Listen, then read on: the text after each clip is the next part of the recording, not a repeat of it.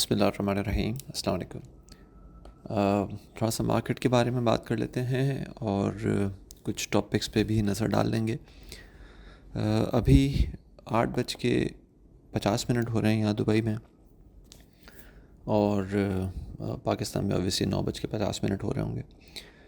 Market ने start जो है वो तकरीबन 1000 पॉइंट्स प्लस से किया। 155,600 का इंडेक्स ने हाई पोस्ट किया। हमने 155,700 का एक टारगेट बताया था फॉर दिस वीक। अगर आप इंडेक्स की जो हम आउटलुक आपके साथ शेयर कर रहे होते हैं कि पिछले हफ्ते मॉर्निंग स्टार के साथ हाईएस्ट वॉल्यूम देखे थे हमने, जो कि जनवरी 2025 से अब तक के वीकली टर्म्स पे हाईएस्ट वॉल्यूम जनरेट हुए थे।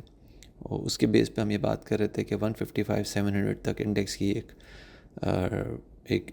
पहुंच हो सकती है, टारगेट हो सकता है। और 155,700 से ऊपर अगर हम जाते हैं तो फिर 156,350 से लेके 156,600 तक इंडेक्स जा सकेगा। लेकिन अगर ये रेंज जो 156,350 से लेके 156,600 की रेंज है, अगर ये मिड वीक से पहले या मिड वीक तक हिट होती है तो फिर हम ये समझेंगे कि एक बुल्स की तरफ से थोड़ा सा हाइपर मूव नज़र आया है, यानी कि उन्होंने जल्दबाजी का मुजाहरा किया है और वहाँ पे फिर हम प्रॉफिट टेकिंग होते हुए देख सकेंगे।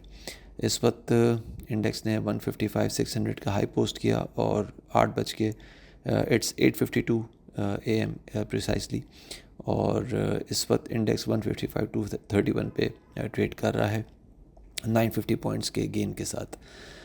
देखना होगा कि ये जो 156,300 या 600 की रेंज है, ये यहाँ पे इंडेक्स की मूव किस तरह से रहती है। अगर ये 156,600 की रेंज ब्रेक होती है, चाहे वो हाइपर मूव के ही टर्म्स पे क्यों ना हो, तो फिर हम 158,800 तक इंडेक्स को जाता हुआ देख सकेंगे बड़े क्विकर मैनर में। लेकिन फिर अगेन वहाँ पे भी प्रॉफिट टेकिंग ही हम एक्सपेक्ट कर रहे हैं। शॉर्ट टर्म में अगर देखा जाए तो इंडेक्स की जो सपोर्ट बनते हुए नज़र आ रही है वो तकरीबन 154,800 से लेके 154,200 या 390 तक बनते हुए नज़र आ रही है। लेकिन अगर 154,100 का लेवल टूटता है तो हम एक नी जर्क देख सकेंगे और एक स्पीडी करेक्टिव मूव देख सकेंगे, जो कि इंडेक्स को 152,400 से लेके तकरीबन 151,700 तक लेके आ सकेगा। टॉपिक्स पे अगर नज़र डालें तो NRL सबसे पहले हम बात कर लेते हैं। मेरे हिसाब से NRL जो फ्राइडे को हमने बताया था कि between the range of 345 and 338 इसकी बाय बन सकती है। मेरा व्यू अभी भी उसमें वही है, और मैं समझता हूँ कि इंडेक्स जो NRL का नेक्स्ट टारगेट बन सकता है वो तकरीबन 375 का बन सकता है। सेकंड हम बात करेंगे सर्ल की। सर्ल में मैं समझता हूँ कि अगर ये कोई डिप लेता है तो 11250 से लेके तकरीबन 109 तक एक डिप ले सकता है। वहाँ पे अगर किसी ने बाय करना है, नई बाय करनी है, तो वहाँ पे की जा सकती है। जो इमीडिएट टारगेट हम देख सकते हैं वो तकरीबन 125 से लेके 134 की रेंज का देख सकते हैं। उसके बाद हम PRL की बात कर लेते हैं। मैं उसके बाद 2 और स्टॉक कवर करूँगा। PRL की बात करते हैं तो PRL में मैं समझता हूँ कि अगर ये या तो 3280 की जो रेंज जहाँ पे अभी ट्रेड कर रहा है ये यहीं से एक अच्छा बाउंस दिखा सकता है। अदरवाइज़ जो मैक्सिमम फॉल हम इसमें देख सकते हैं वो तकरीबन 3180 तक का देख सकते हैं।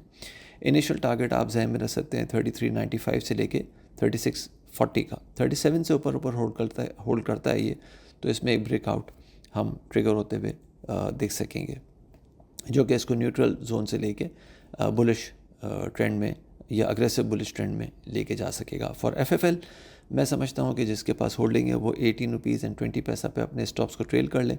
1950 इस वक्त एक रेजिस्टेंस नज़र आ रही है 1950 से लेकर 1970, और अगर ये लेवल टूटता है तो फिर हम FFL को ऊपर 20 रुपीज़ 80 पैसा से लेके 22 तक जाता हुआ देख सकते हैं। इसके बाद हम बात कर लेते हैं TRG की। मैं बेसिकली टॉपिक्स जो अभी मैं बात कर रहा हूँ ये जो लोग मुझसे पूछते रहते हैं कुछ स्टॉक्स के बारे में, उनके बेस पे बात कर रहा हूँ, ये मेरी कोई अपनी चॉइस नहीं है।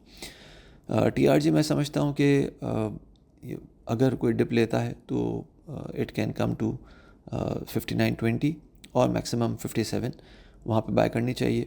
और जो इसका इमीडिएट टारगेट बनता है वो 64 से लेके 66.90 का बनता है। अबव 67.50 इसमें ब्रेकआउट हम ट्रिगर होते हुए देख सकेंगे, जो कि इसको 74 तक लेके जा सकता है। अपना ख्याल रखिएगा, अपनी राय से प्लीज़ ज़रूर आगाह कीजिएगा, अपनी दुआ में याद रखिएगा। बहुत शुक्रिया।